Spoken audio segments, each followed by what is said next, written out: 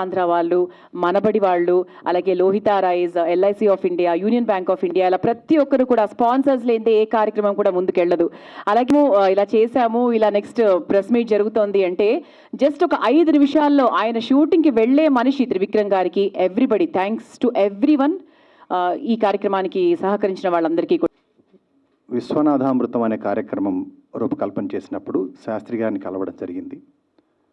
ఆ రోజు శాస్త్రి గారితో మాట్లాడుతూ 2013 ఆయన కలవడానికి వెళ్ళినప్పుడు శాస్త్రి గారు తన పాటలు తనను మొదటిసారి కలుస్తున్న ప్రతి వాళ్లకు కూడా ఆయన తన పాటను తన పాడిని వినిపిస్తారు. అది చాలా పాపులర్ పాటలు అయి ఉండవు, కానీ అద్భుతమైన మీనింగ్ ఉండే పాటలు ఉంటాయి. నువ్వెవరైనా నేనెవరైనా అనే పాట కానీ, పండగ ఎప్పుడంటే, ఇలాంటి పాటలు మీరందరూ చాలా మటుకు వినుండరు. కానీ ఆ పాటల గురించి ఆయన మాట్లాడుతున్నప్పుడు, ఆ పాట గురించి ఆయన చెప్తున్నప్పుడు వెంటనే ఆయన ఆపేసి, అన్నయ్య ఈ మాటలు నలుగురికి చేరాలి, పాటలే కాదు పాట వెనక మీరు మాట్లాడుతున్న మాటలు నలుగురికి చేరాలి అని ఆయనతో మొదటిసారి ఆ డిస్కషన్ చేశాం. తర్వాత విశ్వనాథామృతం ప్రమోషన్ కోసం యూఎస్లో కేవలం ఒక 4 సిటీస్ కార్యక్రమం కోసం వెళ్ళాం. ఆ కార్యక్రమం ఎలా చేసేవాళ్ళం అంటే సిరివెన్నెల అంతరంగం అని, ముందు ఆ పాట గురించి, ఆ పాటలో ఉండే ఓ మీనింగ్ గురించి, ఆ కాన్సెప్ట్ గురించి శాస్త్రి గారు మాట్లాడేవారు. ఆ తర్వాత పార్దు గారు, సింగర్ సాహితీ వాళ్ళు పాడేవాళ్ళు. కొంతకాలానికి 1-2 ప్రోగ్రామ్స్ తర్వాత మ్యూజిక్ లేకుండా పాడడం మొదలెట్టాం. అంటే ఆ లిరిక్ వాల్యూ అంత బాగుందని చెప్పి అందరూ ఎంజాయ్ చేసేవాళ్ళు. శాస్త్రి గారు ఆ పాటలను ఎక్స్ప్లెయిన్ చేయటం, ఆ పాటల్లో ఉండే మీనింగ్ ఎక్స్ప్లెయిన్ చేయటం, ఆ పాట వీళ్ళు పాట. 4 సిటీస్లో మొదలెట్టిన టూరు 13 సిటీస్లో చేశాం.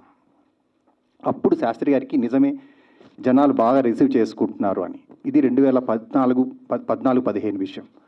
అప్పటి నుండి జగతి సృష్టించినాను, నేను నిద్రించి ఆకాశములోకి అంతమొందించినాను, ఈ నిమేషమే నా విలాసము, ఈ విలాసమును నా నివాసము అని అన్నయ్య చెప్పాడు. అంటే అన్నయ్యకి మొదటి నుంచి కాన్సెప్ట్ ఏమిటంటే, పుట్టుకకు ముందు మనకి ఏది మనకి తెలియదు, పుట్టుకకు తర్వాత ఏమిటనేది మనకు తెలియదు. ఈ పుట్టుక చావు అనే 2 బిందువుల మధ్య జీవించిందే జీవితం. ఆ జీవితంలో మనం ఏం చేశాము, మనం సమాజం కోసం ఏమైనా చేయగలిగామా అనేటువంటిది ఒక్కటే ఆలోచించాల్సింది. ఎంత డబ్బు సంపాదించాము, ఎంత పేరు సంపాదించాము అనేటువంటి దాంతో నాకు సంబంధం లేదు. నేను ఈ సమాజానికి ఏమైనా కంట్రిబ్యూట్ చేయగలిగానా, అది ఏ ఫీల్డ్లో ఉన్నప్పటికీ కూడా అని అన్నయ్య చేసి, అది కాక అన్నయ్య కేవలం బోధించడం కాకుండా జీవించాడు. అలాగా ఎలా జీవించాడంటే, మనసా వాచా కర్మణ త్రికరణ శుద్ధిగా ఆయన ఆలోచించిందే మాట్లాడాడు, ఆయన మాట్లాడిందే అనుసరించాడు. ఈ కాన్సెప్ట్ని నేను పూర్తిగా వివరిస్తూ పూర్ణత్వపు పొలిమేరలోని అన్నయ్య వ్యక్తిత్వాన్ని విశ్లేషణ చేసి రాశాను. అందులో నేను నిరూపించింది కూడా అది. ఇది అన్నయ్యలో అన్నయ్య ఏమిటంటే ఒక కారణ జన్ముడు, అది అందరికీ తెలుసును. ఒక పని చేయడానికి వచ్చారు, ఆ పని చేశాడు, వెళ్ళిపోయాడు. వెళ్ళిపోయే ముందు కూడా ఆయనకి ఏ రకమైనటువంటి విచారం లేదు, అయ్యో నేను వెళ్ళిపోతున్నానే అనే బాధ కూడా ఆయనకి లేకుండా అంత విరాగిలాగే వచ్చాడు. విపరీతమైనటువంటి శ్రమపడి చాలా కాలం వర్క్ చేసి ఆ వర్క్ యొక్క ఫలితాలను ఈరోజు మనం చూస్తున్నాం. ముఖ్య విషయం అన్నయ్య విషయంలో చెప్పాల్సింది ఏంటంటే, ఆయన ఈ సినిమా వేదికని విశేషంగా గౌరవించాడు. చాలామంది మీరు సినీ కవి కాకుండా ఉంటే ఏ నోబెల్ ప్రైజ్ వచ్చేసి ఉండేదండి, మీరు సినీ కవి కావడం వల్ల మీరు లిమిట్ అయిపోయారండి ఇలా అంటూ ఉంటే అన్న ఎప్పుడు ఒప్పుకునేవాడు కాదు. ఈ సినిమా మాధ్యమం అనేటువంటి లేకపోతే నా మాట ఎవరికి చేరేది, నా మాట ఈరోజు ఎంతమందికి చేరి ఎంతో కొంత సమాజంలో ప్రభావం చూపెడుతున్నది అంటే అది ఈ సినిమా వేదిక అని చెప్పి ఈ సినిమా వేదికని నిరంతరం ఆయన గౌరవిస్తూ వచ్చారు. ఇవి 2 విషయాలు నేను చెప్పదలుచుకున్నాను. ఈ కార్యక్రమం ఏమిటనేటువంటిది ఇప్పుడు చెప్పారు. ఈ కార్యక్రమాన్ని ఇలాగా ఎలా ఉంటుందనేటువంటిది మీరు అందరూ కూడా ఊహించగలరు. ఎంచేదంటే అన్నయ్య ప్రభావం తెలుగు భాష ఉన్నంతకాలం ఉంటుంది, అది ఒక తరంతో ఆగిపోయేటువంటిది కాదు, తరతరాలుగా ఆ ప్రభావం ఉంటుంది. ఈ కార్యక్రమం దానికి మరింతగా దోహదపడుతుంది అని ఆశిస్తున్నాను. నాకు అర్హత మాట ఎలాన్నా అదృష్టం మాత్రం చాలా ఉంది. పెద్దలు విశ్వనాథ్ గారితో కానీ, అటు బాలసుబ్రహ్మణ్యం గారితో కానీ, ఇటు బాబాయ్తో కానీ దాదాపు అందరితోనూ 20 ఏళ్ళకి పైగా పరిచయం. వాళ్ళందరూ నన్ను కొడుకులాగానే ట్రీట్ చేశారు. బాబాయ్ అయితే నేను ఆయన దగ్గర చదువుకున్నాను. ఏ గంగావతరణం పాట అయితే విశ్వనాథ్ గారు విని ఆయనకి అవకాశం ఇచ్చారు. దాన్ని మొట్టమొదటి తప్పులుగా నేర్చుకుని దెబ్బలు కూడా తిన్న ఇది కాకినాడలో చదువుకున్నప్పుడు ఆయన ఉద్యోగం చేసేవారు అక్కడ. తర్వాత సినిమాల్లో వచ్చిన తర్వాత నేను సినిమాల్లో ఎక్కువ పాడిన పాటలు కూడా ఆయనవే కావడం నా అదృష్టం. అయితే ఈ కార్యక్రమాల్లో ఈ అదృష్టాన్ని నాకు ఆపాదించినటువంటి వ్యక్తి రామ్ గారికి, శృతిలయ ఫౌండేషన్కి నేను ఎప్పటికీ రుణపడి ఉంటాను. అప్పుడు గురుగారితో దాదాపు 30 ఎపిసోడ్లు విశ్వనాథ్ గారితో, అది కూడా 2 ఏళ్ళ జర్నీ. అది ఇప్పటికీ చెప్తాను కదా, నాకు ఎంతో గౌరవాన్ని తీసుకొచ్చి పెట్టింది. అలాగా ఇది ఇంకొక మహాయజ్ఞం. వాస్తవానికి బాబాయ్తో ఒక 2 రోజులు షూట్ చేశాక ఇప్పటికీ గూజ్బంప్స్ వస్తాయి. ఆయన నెక్స్ట్ స్కెడ్యూల్ ప్లాన్ చేశాక ఆయన వెళ్ళిపోవడం జరిగిన తర్వాత నేను రామ్ గారితో అన్నాను, ఇంక చేయలేమేమో సార్ అని. పట్టువదల విక్రమార్కుల్లా లేదు, చేయాలనుకుని మొదలెట్టాను. 2 ఏళ్ళు అది అలా పట్టుకున్నారు, ఆయన పట్టుకున్నారు, నేను ఆయనతో పాటు పట్టుకుని నించున్నాను అనమాట. అయితే రామ్ గారు చెప్పారు చాలామంది వ్యక్తులు మనకి అని.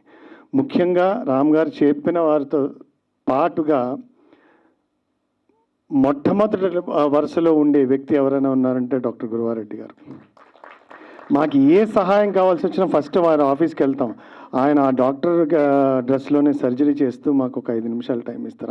పర్దా ఏంటి, అది డన్, ఇది డన్, ఇది ఓకే. నా ఆడిటోరియం ఎన్ని రోజులు కావాలంటే అన్ని రోజులు వాడుకొని నా మీటింగ్లు బయట పెట్టుకుంటాను నాకు. ఇది కాదు అసలు, అంటే మా టీంని, మా క్రూని ఎన్ని రకాలుగా ఆయన చూసుకున్నారంటే అదొకటే ఎత్తు. అయితే ఈ కార్యక్రమం ఇప్పుడు నిన్న కూడా చిరంజీవి, నేను స్వాతి ముత్యంలో కమల్ హాసన్ రాగా ఆయనకి చిరంజీవి గారిని నేను ఒక మెసేజ్ పెట్టాను. ఆబ్వియస్లీ చిరంజీవి గారు చాలా బిజీగా ఉంటారు.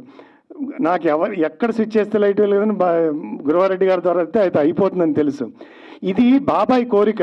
యోగి మీ తమ్ముడు నీకు తెలుసు, మేమందరం కూర్చున్నప్పుడు ఇది ఫస్ట్ సిరీస్ ఓపెనింగ్ చిరంజీవి గారితో చేయిద్దాము, నేను మాట్లాడతాను నీతో అన్నారు. సార్ గురువారెడ్డి గారి దగ్గరికి వెళ్ళి చిరంజీవి గారికి చెప్పండి, ఇది శాస్త్రి గారి కోరిక. ఎంత బిజీగా ఉన్నారు. 2 రోజుల క్రితం వచ్చింది, ఇంక ఎపిసోడ్ లాస్ట్ సబ్మిషన్కి వెళ్ళిపోతున్నప్పుడు రోజు ఆయనకి పొద్దునే good morning sir, good afternoon sir, ఆయనకు తెలిసి ఎందుకు పెడుతున్నాను. పాప ఆయన వెంటనే నాకు పెట్టడం అనేసి ఆయన కూడా అదే విషయం. మొత్తానికి అలాగా sir, we owe you lot. ఎందుకంటే ఏం ఆశించకుండా సంగీతం, సాహిత్యం అంటే చెవులు కోసేసుకుని, ఇంకా కళాకారులు అంటే ఏమైనా ఇవ్వడానికి సిద్ధంగా ఉండేటువంటి అలాంటి ఒక మంచి మనుషులు. ఇప్పుడు ప్రతి వాళ్ళకి ఒక స్వార్థం ఉంటుంది. నాకు ఈ కార్యక్రమం చేస్తే నాకు మంచి పేరు రావాలనే స్వార్థం, ఇలాంటి పెద్దలందరితో పనిచేయాలనే స్వార్థం లేకుండా ఏముండదు. ఆయనకి ఏంటంటే ఒక మంచి సంగీతం, ఒక మంచి సాహిత్యం బయటికి రావాలి, కళాకారులకు మనం గౌరవం ఇవ్వాలి, వాళ్ళందరూ కారణ జన్ములు అని భావిస్తారు. అది చిన్నైనా పెద్దయినా, అది బాపు గారు కావచ్చు, పార్థసారథి కావచ్చు, అక్కడి నుంచి ఇక్కడి వరకు ఆయనకి ఏం తేడా లేదు. Sir we really owe you lot. And అలాగే ఈ మొదటి నుంచి నా ఈ కార్యక్రమం మొదలెట్టింది నుంచి ఏం చేసినా కూడా వ్యయప్రయాసలతో కూడిందే. ఇప్పటికీ మాకు ఎంతోమంది మిత్రుల్ని రిక్వెస్ట్ చేసి సగం బాబాయ్ గారి పుణ్యమా అని, ఆయన పేరు పుణ్యం, ఇందులో పాల్గొన్న మహానుభావులు, తర్వాత మాకు సహకరించిన మిత్రుల వల్ల ఇప్పటికీ ఒక 70% ఫైనాన్షియల్గా గట్టాక ఇంకా ఒక 30% డెఫిషియెంట్ ఉంటుంది. బట్ అది పక్కన పెడదాం. కాకపోతే ముందు నుంచి ఈ కార్యక్రమం ఏం చేసినా నేను ఉన్నాను అంటూ మిత్రులు మూర్తి భోగరాజు గారు, శ్రీ డెవలపర్స్, ఇప్పుడు కాదు 1.5 ఏడాది నుంచి వంశీ గారు మేనేజింగ్ పార్ట్నర్స్, వీళ్ళిద్దరూ ఎందులో వస్తుందో తెలీదు, ఎవరు గెస్ట్లు వస్తారో తెలియదు సార్. ఇవాళ మేజర్గా కృష్ణవంశీ గారు వచ్చారు, రామ్ గోపాల్ వర్మ గారు వచ్చారు, ప్రభాస్ వచ్చారు అంటే రావచ్చు, అసలు ఎవరు వస్తారో తెలియదు. కానీ మీరు చేస్తున్నారు కదా మంచి పాట, మంచి కార్యక్రమాన్ని. వాళ్ళు sir thank you so much మీ ఇద్దరికి. అలాగే మా స్పాన్సర్ జరిగింది. మరి ఆ వాల్యూమ్ని, ఆ బుక్ని, ఆ పుస్తకాన్ని ఈరోజు స్పాన్సర్స్కి అందిస్తున్నారు.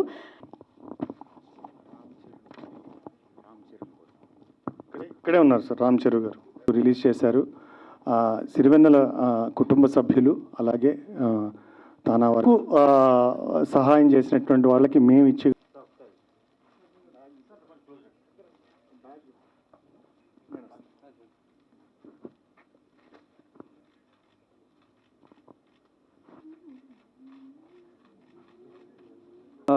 ఈ కార్యక్రమంలో మేము పాలుపంచుకోవడం చాలా చాలా ఆనందంగా ఉందండి.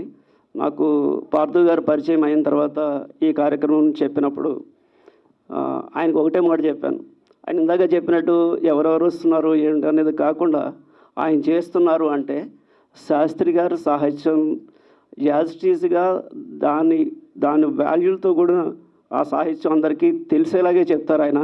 కాబట్టి సార్ మీరు నాకేం తెలియదు, మీకు నా నుంచి ఏం కావాలో చెప్పండి, మీరు ఎప్పుడైనా సరే నేను ఉంటారని చెప్పాను. ఆ విధంగానే నేను ఆయనకి ఇచ్చిన మాట ప్రకారం చేశానని అనుకుంటున్నాను. ఒకవేళ లోపం అంటే నాదే తప్ప ఆయనది కాదు. కృష్ణవంశీ గారు మీ ఇంటర్వ్యూలు చాలా చూశాను సార్ నేను, ఎస్పెషల్లీ శాస్త్రి గారి గురించి. మీరు గారు మీకు దత్తత తండ్రి అని చెప్పారు, మీరు బాగా గుర్తు నాకు. అలాగే గురువారెడ్డి గారి గురించి నేను కానీ ఇలా అవకాశం కల్పించారు, చాలా సంతోషం.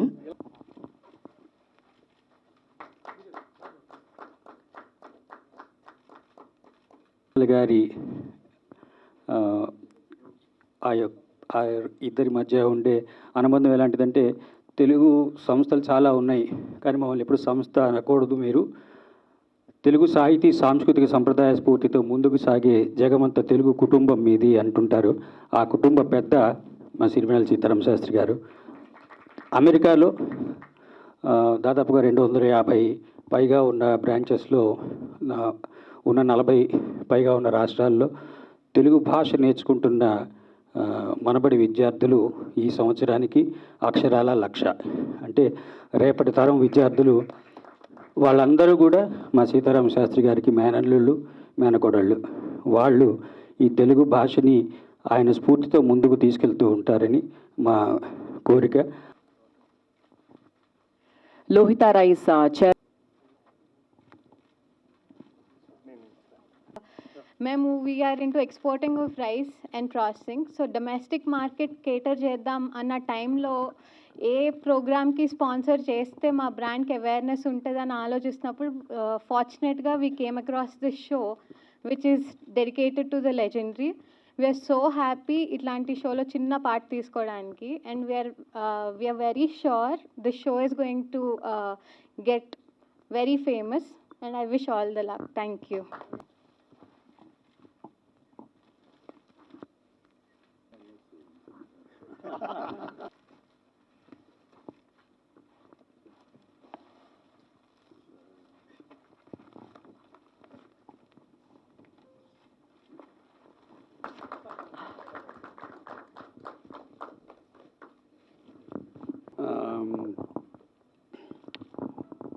నేనేదో మోకాళ్ళు మార్చుకునే డాక్టర్ని ఇంతమంది కవుల మధ్య, ఇంతమంది బుర్రున్న డైరెక్టర్ల మధ్య ఉండటం కొంచెం ఇబ్బందిగానే ఉంది. ఎందుకంటే మా నాన్న చిన్నప్పుడు ఎప్పుడో దీవించాడు నన్ను, నీ బుర్ర మోకాల్లో ఉందిరాని. అక్కడే ఉండిపోయాను నేను.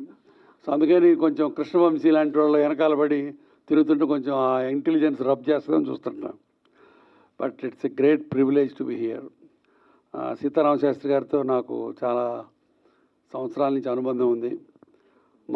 ఇంకా దగ్గర పెట్టుకోవాలా, మా తోడల్లుడు గున్నం గంగరాజు నా కూతురుతోటి లిటిల్ సోల్జర్స్ సినిమా తీసినప్పుడు ఆ సినిమా మొత్తానికి సింగిల్ కార్డు సీతారామ శాస్త్రి గారు రాశారు. అప్పటికే నాకు బాగా పరిచయం, అంటే పాటల ద్వారా పరిచయం, అది అయిన తర్వాత ఇంకా ఎక్కువ పరిచయం అయింది. దాంట్లో కూడా అద్భుతమైన సాహిత్యం. సరేలే ఊరుకో పరేషాన్ ఎందుకో అని, చలేసే ఊరిలో జనాలే ఉండరా, అసలు ఏమి ఎక్స్ప్రెషన్, అది అద్భుతమైన ఎక్స్ప్రెషన్. తర్వాత శాస్త్రి గారితో కూర్చొని ఇంట్లో రాత్రి 2 దాకా ఒకసారి కబుర్లు చెప్పుకున్నాం గంగరాజు మేమందరం కలిసి. శాస్త్రి గారు నన్ను ఎప్పుడు గురవయ్య శాస్త్రి అనేవాడు, నేను ఆయన ముద్దుగా సీతారామరెడ్డి గారు అనేవాడిని. మేమిద్దరం మార్చుకున్నాం తోకలో. శాస్త్రి గారి నేను ఇప్పుడే వంశీతో అంటున్నాను. ఇప్పుడు వంశీ, గున్నం గంగరాజు, క్రిష్, రామ్ గోపాల్ వర్మ ఇలాంటి ఇంటలెక్చువల్ డైరెక్టర్స్ పాటలు పెట్టాలంటే శాస్త్రి గారు లేకపోతే వాళ్ళకి రాదు ఇన్స్పిరేషన్. వంశీ కూడా అదే అంటున్నాడు. ఆయన ఒక పెళ్లి గురించి ఒక పాట రాయమంటే శాస్త్రి గారు రాస్తే ఆ పాట ఎలివేట్ అయిపోద్ది. జగమంత కుటుంబం నాది, గులాబీలో ఈ వేళలో ఏం చేస్తుంటావు ఏమన్నాడు, అది పాట. అదే మామూలుగా లవర్స్ ఇద్దరు మాట్లాడుకునే మాట, దాన్ని ఆయన ఒక పాటగా రాయటం, ఈయన దాన్ని ఇంకెక్కడికో తీసుకెళ్ళటం. అద్భుతమైన ఆ ఇంటలెక్చువల్ ఆ సంగమం అది చాలా చాలా రేరు. అది మన అదృష్టం. ఇందాక మా తోడలుడు గుణం గంగరాజు చెప్పినట్టు నేను కూడా సీతారామ శాస్త్రి గారు బతికిన రోజు బతికాను, ఆయన పీల్చుకున్న గాలి నేను పీల్చుకున్నాను చెప్పడం మాకు అదృష్టం. కాకపోతే నా దురదృష్టం ఏంటంటే కోవిడ్ పుణ్యమాని కొన్ని లక్షల మంది చనిపోయారు బట్ నాకు చాలా ఆత్మీయులు సీతారామ శాస్త్రి గారు. అంటే ఆయన కోవిడ్తో చనిపోయినా ఆయన, బాలు గారు, తర్వాత విశ్వనాథ్ గారు, గొప్ప గొప్ప వ్యక్తులు ముగ్గురు. చాలా బాధాకరమైన విషయం ఇది. బట్ ఇందాక పార్థు అన్నట్టు ఆయన మన దగ్గర లేకపోయినా ఆయన చెప్పిన పాటలు, ఉన్న పాటలు అసలు ఈ ప్రోగ్రామ్కి నా సన్షైన్ హాస్పిటల్లో ఆడిటోరియం సెట్గా ఇచ్చినందుకు నేను అదృష్టవంతుని.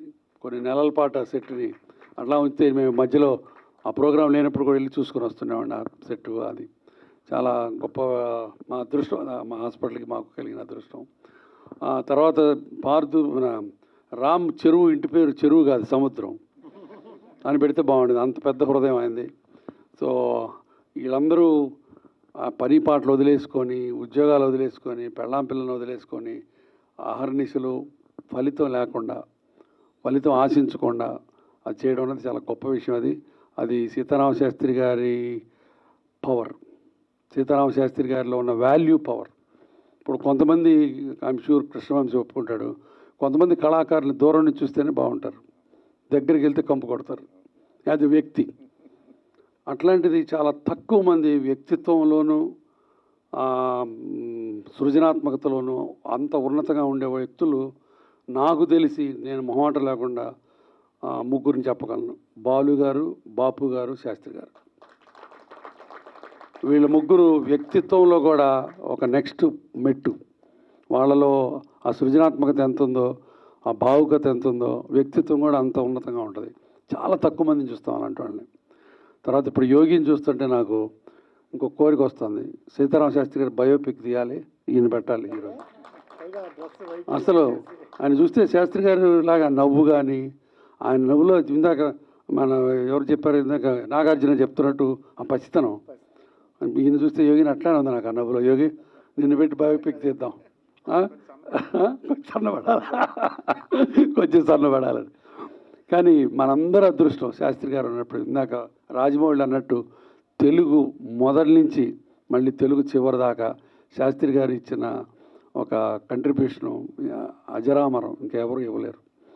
వేటూరు సుందరమూర్తి గారు ఒక కావ్య కన్య లెవెల్కి తీసుకెళ్తే, శాస్త్రి గారు దాన్ని వాల్యూస్ జోడించి, ఆ మంచితనం, మనిషితనం అని ఇందాక వాడేవను, అవి జోడించి ఎక్కడ కాంప్రమైజ్ అవ్వకుండా సో అద్భుతంగా రాశాడు. ఆయన ఒక చనిపోవడానికి ఒక నెల రోజుల ముందు, 6 వారాల ముందు, నాకు సరిగ్గా గుర్తులేదు, ఒకరోజు నేను ఇంట్లో ఉంటే ఒక డ్రైవరు ఎవరో పేరు కూడా తెలియదు నాకు, డ్రైవర్ కూడా కాదు, ఎవరితోనో ఆయన పాటల జీరాక్స్ ఒక 5 వాల్యూమ్స్ పంపించాను నాకు.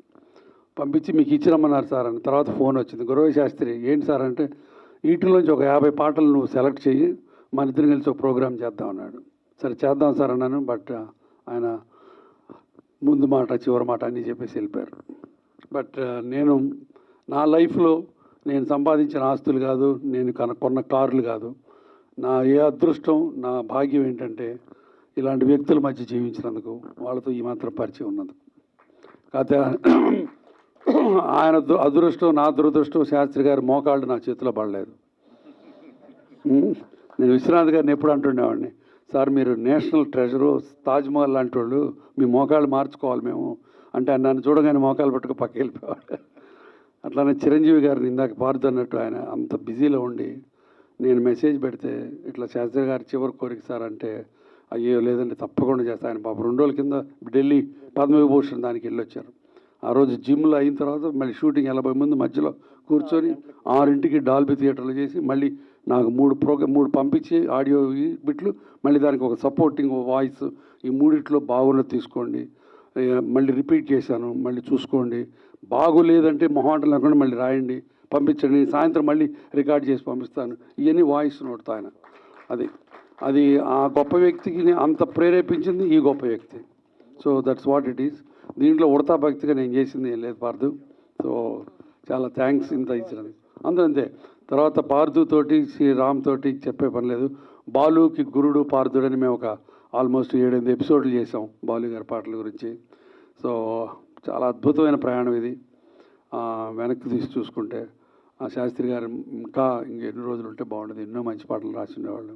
ఒక్కొక్క పాట అసలు ఇందాక ఆ వీడియో చూస్తుంటే గూస్ బంప్స్ వస్తున్నాయి ఒక్కొక్క పాట వింటుంటే. సో ఆయన మనందరి హృదయాలు ఇలానే ఉంటాడు. ఇంతమంది పాత్రికేయ మిత్రులు వచ్చారు, మీరందరూ ఈ ప్రోగ్రాం ఇంకా ఇంకా బాగా ఇచ్చేసి ఎంతోమంది మా కోసం కాదు వాళ్ళ కోసం కావాలి ఈ ప్రోగ్రాం చూడాలి.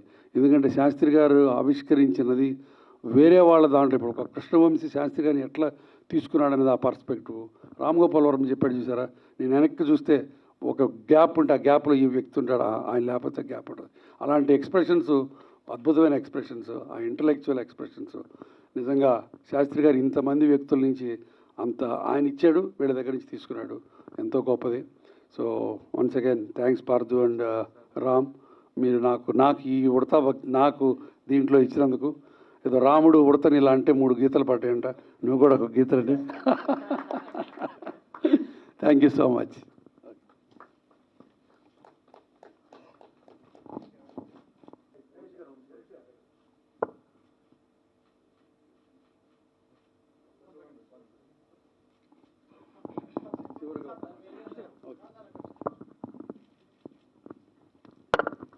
కృష్ణవంశీ అంటే నాకు ఎంత ఇష్టం అంటే అంత ఇష్టం. ఆయన 2 సినిమాలు 100 సార్లు చూడమని చూస్తాను. మురారి ఒకటి నిన్నే పెళ్ళాడతా, రెండోది రంగమార్తాండ.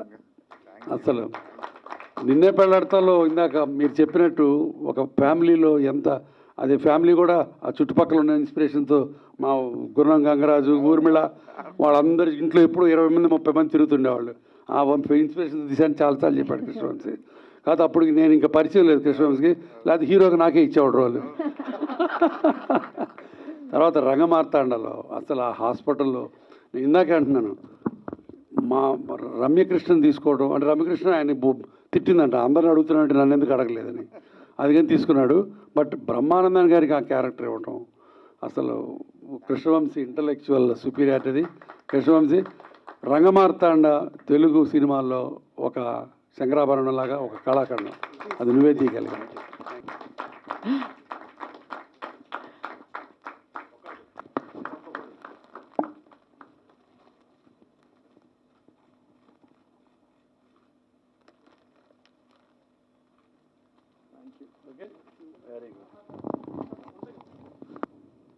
డెల్టాస్ పంచతులసి వాళ్ళు కూడా ఈ మన కార్యక్రమానికి స్పాన్సర్గా ఉన్నారండి, వారి రోజుకి వెళ్ళారు. అలాగే యూనియన్ బ్యాంక్ ఆఫ్ ఇండియా వారికి కూడా థ్యాంక్ యూ. అందరికీ నమస్కారం అండి. నాకు సరిగ్గా మాట్లాడటం రాదు, అందుకని మీరు క్షమించాలి, ఎక్కువ మాట్లాడలేను. శాస్త్రి గారు ఏంటనేది చాలా బాగా చెప్పారు. గురువారెడ్డి గారు కానీ, మా శ్రీరామ్ బాబాయ్ కానీ, రామ్ చరణ్ గారు కానీ. శాస్త్రి గారు అంటే ఏంటనేది ఆయన పాటలతోటి 30-40 ఏళ్ళ నుంచి తెలుసు. అప్పుడే 89 నుంచి 88 నుంచో నాకు పరిచయం. అదృష్టం, నాకు దొరికిన మహా అదృష్టం.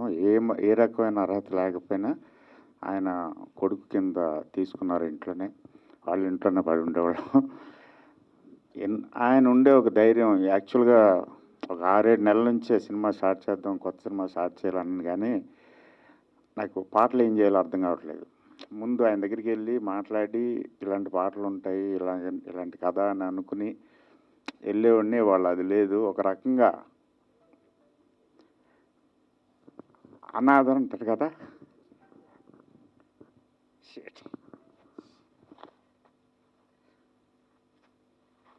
సారీ రామ్ చరణ్ గారు పట్టిది 2.5-3 years నుంచి ఆల్మోస్ట్ పాపం. తర్వాత పార్దు అండ్ సపోర్ట్ చేసిన అందరికీ thank you very much. Sorry. అంటే గురువారెడ్డి గారు ఈల వేద్దామని కిందికి వెళ్ళారు కానీ అందరితో